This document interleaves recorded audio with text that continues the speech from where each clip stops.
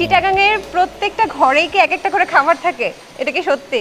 যেমন আমাদের বয়সে এখন দেখা যাচ্ছে তো সবাই আমাদের থেকে দেখে করতেছে অনেকে, আর যেমন আমরা অনেকজন থেকে দেখে করতেছি, ঢাকার অনেকজন থেকে দেখে আমরা খামার করছি। চিটাগাংয়ের ছেলেদের প্রতি গরুর প্রতি ফ্যাসিনেশনটা একটু বেশি। তবে আমি যতটুকু জানি যে আপনারা অনেক আগে থেকেই আসলে এই ফুলকলি এগ্রো ফার্মটা শুরু করেন।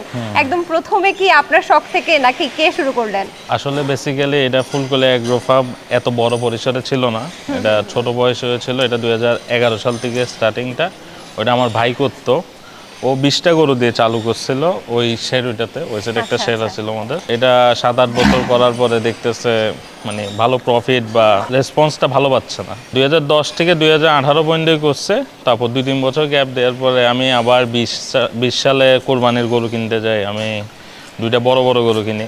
আচ্ছা, আমি বলছি এই 2টা দিয়ে আমি আবার স্টার্ট করবো।